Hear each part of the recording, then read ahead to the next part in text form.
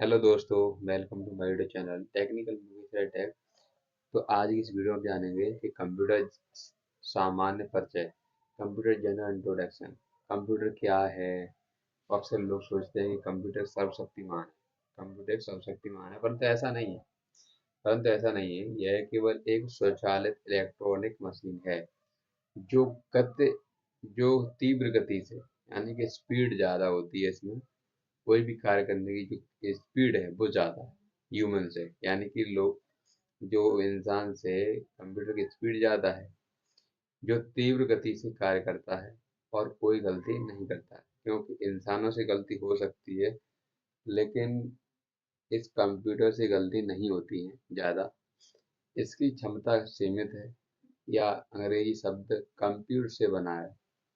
जो कंप्यूटर है वो एक अंग्रेजी शब्द था, कंप्यूट। कंप्यूट का मतलब था एक गणना करना, संगणक, जिसका अर्थ गणना करना है। और हिंदी में संगणक कहते हैं। ठीक है, संगणक। इसके बाद देखेंगे कि इसका उपयोग बहुत सारे सूचनाओं को प्रोसेस करने तथा इकट्ठा करने के लिए होता है। इकट्ठा करने के लिए होता है। कंप्यूटर एक यंत्र है जो डेटा ग्रहण करता है, वह इसे सॉफ्टवेयर प्रोग्राम के अनुसार किसी परिणाम के लिए प्रोसेस करता है। यानी कि आप कोई डेटा कलेक्ट करते हैं इसमें, और उसमें जैसे कि इनपुट कोई आप उसमें ऐड करते हैं, सब्ट्रैक्शन करते हैं, मल्टीप्लाई करते हैं या डिवीजन करते हैं, तो उसको आपको इंस्ट्रक्शन देना होता है, और तुरंत ही कुछ ही सेकंडों में उसका आंसर आपके सामने होता है, प्रोसेस होके आ जाता है। ये चलते हैं आगे। तो यहाँ पर देखिए, कंप्यूटर को कृत्रिम बुद्धि की संज्ञा दी गई है। कृत्रिम बुद्धि की संज्ञा दी गई है। इसकी स्मरण शक्ति मनुष्य की तुलना में उच्च होती है। यानी कि जो इसकी स्मरण शक्ति है एकदम कैच करने की, और तुरंत ही इसका आंसर देने में इसकी मनुष्य कभी कभी अरे अटक जाते हैं कि भाई अरे ये चीज थोड़ा इसमें नहीं, लेकिन कंप्यूटर तो जो भी चीज समझ में आ रही होगी तो एक बार में तुरंत ही क्लियर बता देगा कि भाई ये चीज सही है या गलत। अब देखेंगे कि कंप्यूटर संबंधी प्रारंभिक शब्द, elementary word relating to computer. तो यहाँ पर देखेंगे, पहली बात होती है डेटा। डेटा क्या होता है कि ये एक अव्यवस्थित आंकड़ा तथा तथ्य है, और यह प्रोसेस के पहले की अवस्था है। साधारणतः डेटा को दो भागों में विभाजित किया जाता है। देखो, डेटा एक अव्यवस्थित आंकड़ा है। अव्यवस्थित आंकड़ा है। देखिए कि जो डेटा है वो दो प्रकार का होता है। एक होता है न्यूमेरिकल डेटा, और एक होता है अल्फा न्यूमेरिक डेटा। तो जैसे कि संख्यात्मक डेटा को हम देखेंगे, तो संख्यात्मक डेटा में इस तरह के डेटा में 0 से 9, यानी कि 0 1 2 3 4 5 6 7 8 और 9। ठीक है, इसमें 10 डिजिट्स होते हैं। अंकों के प्रयोग होता है, जैसे कर्मचारियों का वेतन, जैसे कि सैलरी मिलती है, परीक्षा में प्राप्त अंक, जैसे मार्कशीट बनती है, रोल नंबर, अंकगणित संख्याएं आदि। ठीक है, जैसे कि एक्सेल आपने चलाया हो तो आपको क्लियर होगा कि भाई एक्सेल क्या होता है, क्या नहीं होता है। एक्सेल में अल्फा जो न्यूमेरिकल डेटा यूज होता है। अब देखेंगे अल्फा न्यूमेरिक। अल्फा न्यूमेरिक क्या होता है कि अल्फा न्यूमेरिक डेटा, इस तरह के डेटा में अंकों, अक्षरों तथा चिन्हों का प्रयोग किया जाता है। जैसे कि एड्रेस, एड्रेस में जैसे कि फिरोजाबाद डिस्ट्रिक्ट, तो उसमें कॉमा लगते हैं ना, कॉमा, तो वो एक अल्फा न्यूमेरिक होता है कि उसमें अल्फा भी आता है, और उसमें कुछ नंबर्स भी आते हैं, एड्रेस वगैरह, ऐसे अल्फा न्यूमेरिक बोला जाता है। अब देखेंगे इंफॉर्मेशन। इंफॉर्मेशन क्या होता है कंप्यूटर की लैंग्वेज में, कि सूचना, इंफॉर्मेशन एक अव्यवस्थित डेटा का प्रोसेस करने के बाद प्राप्त परिणाम है जो व्यवस्थित होता है। यहाँ पर आप देखेंगे कि computer characteristics of computer, computer की विशेषताएं क्या है। यह तीव्र गति से कार्य करता है, अर्थात समय की बचत होती है। यानी कि ये जो इसकी स्पीड है वो ज़्यादा है, इससे टाइम भी बच जाता है।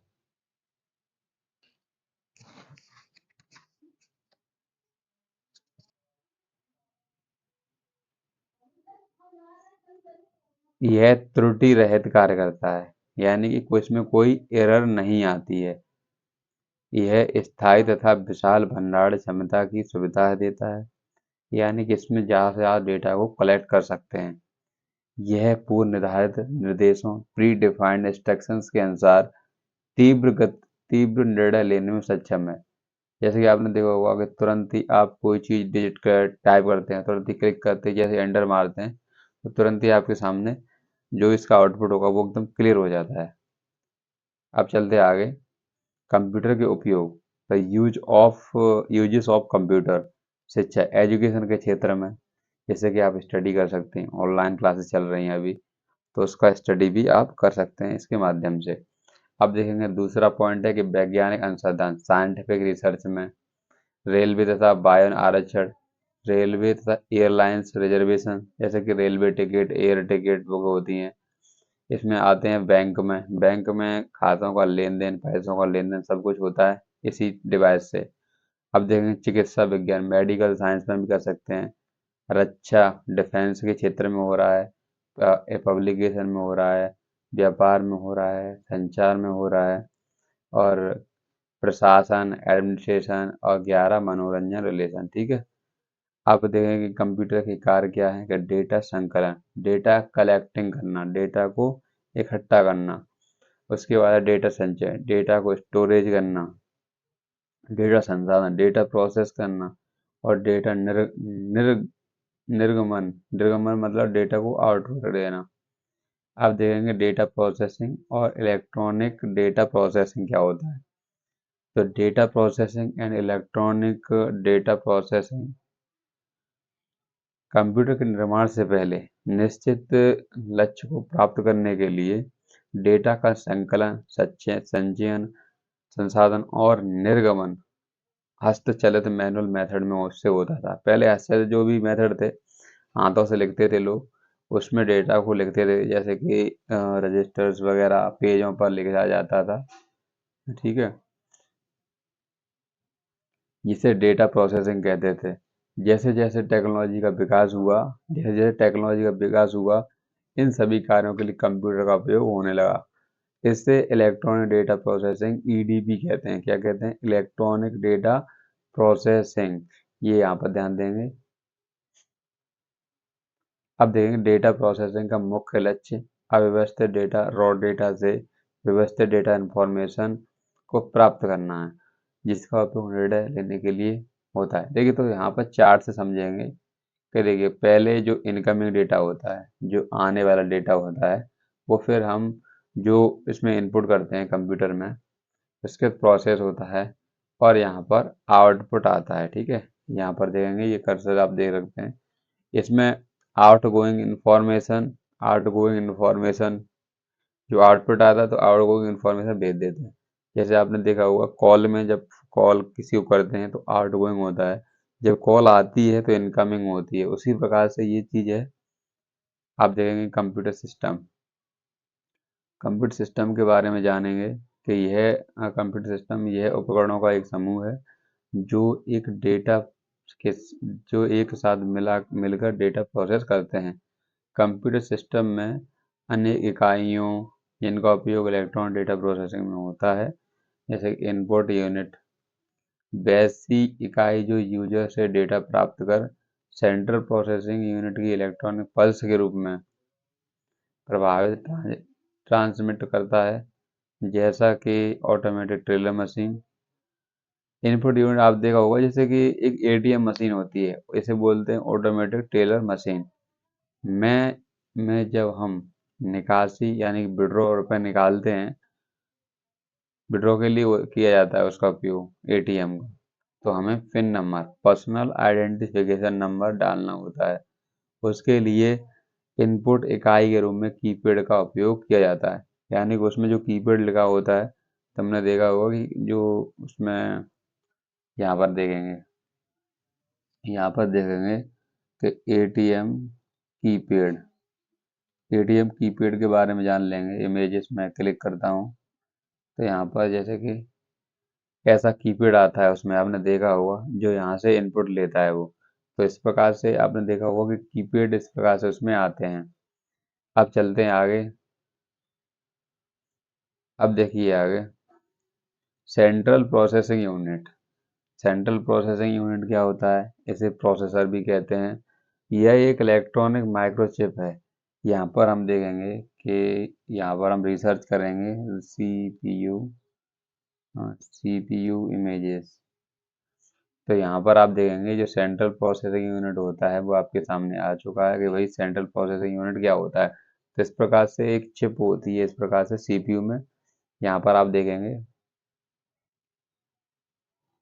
यहाँ पर एक चिप होती है। अब आगे चलते हैं। जो डेटा को इंफॉर्मेशन में बदलते हुए प्रोसेस करता है, इसे कंप्यूटर का ब्रेन कहा जाता है। क्या कहा जाता है? उस कंप्यूटर का ब्रेन, यानी कि माइंड हमारा ये है, उसी प्रकार से वो भी होता है, यानी क्या, CPU। तथा ये चीज़ कंप्यूटर का ब्रेन कहा जाता है। यह कंप्यूटर सिस्टम के सारे कार्यों को नियंत्रित करता है तथा यह इनपुट को आउटपुट में ट्रांसफ़र भी करता है, यानी कि इनपुट से प्रोसेस करता है, प्रोसेस के बाद इसको आउटपुट भी देता है। आप देखेंगे यहाँ रूपांतर करता है। यह इनपुट यूनिट तथा आउटपुट यूनिट से मिलकर पूरा कंप्यूटर सिस्टम बनाता है। इसके अगले भाग होते हैं।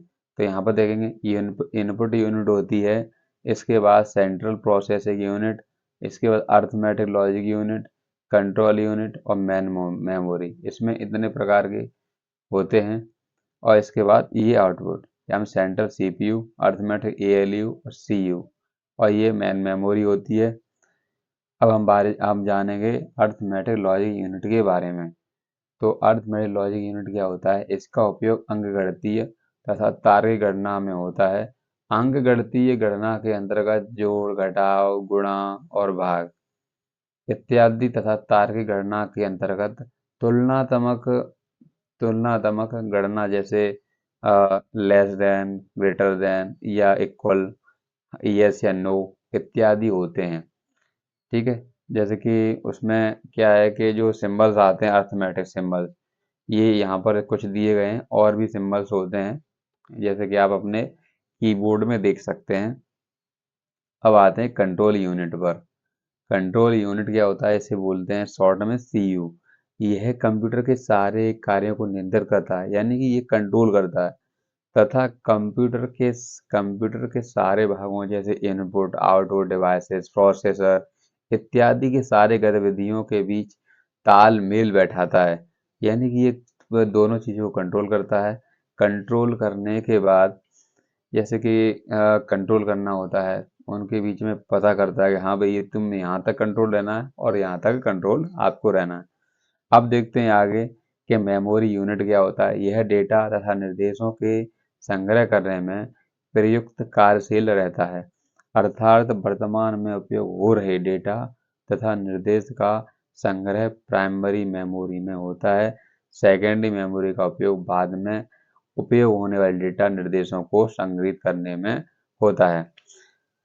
तो मेमोरी यूनिट जो वो होती है जिसमें हम कोई डेटा कलेक्ट करते हैं, उसमें सेव करते हैं, स्टोरेज। अब देखेंगे आउटपुट यूनिट। आउटपुट यूनिट क्या होती है कि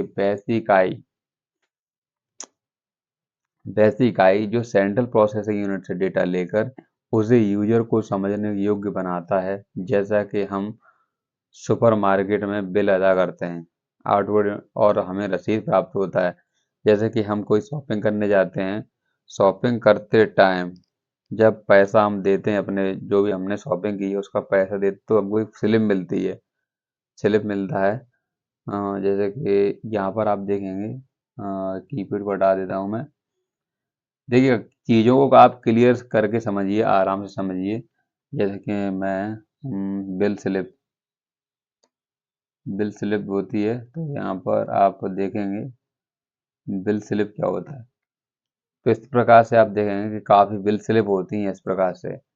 यहाँ पर आपके समझ में आ चुके हो कि भाई बिल रिसिप्ट कैसी होती है। तो ये चीज़ होती है बिल रिसिप्ट, इस प्रकार से हमको वहाँ पर दी जाती है। अब चलते हैं आगे कि ये आउटपुट यूनिट में आता है, आउटपुट यूनिट में आता है। अब देखेंगे इसका आउटपुट वो क्या, आउटपुट क्या होता है? आउटपुट डिवाइस प्रिंटर से प्राप्त होता है। जैसे प्रिंटर होता है हमारा आउटपुट डिवाइस, उससे। अब देखेंगे जो हम क्वेश्चन आपको दिखा रहे हैं, ये आपको हमको कमेंट सेक्शन में बताने हैं। जैसे कि 3 क्वेश्चन हैं, 3, 4, 5, 6, 7, 8, 9। इन क्वेश्चंस को जैसे देख सकते हैं, ये क्वेश्चंस काफ़ी हैं। इसमें कुछ लगा देना है कि CPU निम्नलिखित में से क्या है। तो यहाँ पर देखेंगे ये चिप है। इसके बाद ये चीज़ हमने काफ़ी इसमें क्वेश्चन दे दिए हैं। आपको पढ़ाने के बाद यहाँ पर आपको इन्हें टिक करना है। ठीक है, जैसे कि ये क्वेश्चंस काफ़ी हैं और आराम से वीडियो को आप पॉज करेंगे। पॉज करके क्या करेंगे, आप इन्हें आप अपना कॉपी पर लगाएंगे। ठीक है, कॉपी पर इसको नोट करेंगे और इनके आंसर्स हमको इसका पीडीएफ भी भेज सकते हैं कमेंट के थ्रू। ठीक है, ये काफ़ी क्वेश्चंस हैं। यहाँ पर जैसे कि हमने आपको पूरा पढ़ाया, पढ़ाने के बाद यहाँ पर हमने आपको क्वेश्चन दिए हैं। इसी प्रकार से अगला भी हम और चैप्टर भी कराने वाले हैं। यहाँ पर देखेंगे 62, 63 और यहाँ पर अगर आपके समझ में नहीं आता है तो इसका आंसर की भी यहाँ पर दे दिया है। यहाँ पर आप मैच करते हैं, इसका फोटो स्क्रीनशॉट ले लीजिएगा और एक तरफ से इन क्वेश्चनों को करिए और आगे क्वेश्चन हम कल कराते हैं। वो हमारा अगला टॉपिक रहेगा कंप्यूटर का विकास। कंप्यूटर का विकास कैसे हुआ था, इस वीडियो को अगली वीडियो में जानेंगे। तब के लिए धन्यवाद। आपका दिन शुभ हो और आप इसी प्रकार से वीडियो को चैनल पर देखते रहें। Thank you so much. मिलते हैं नेक्स्ट वीडियो में। तब के लिए जय हिंद, जय Bharat, take care, bye bye.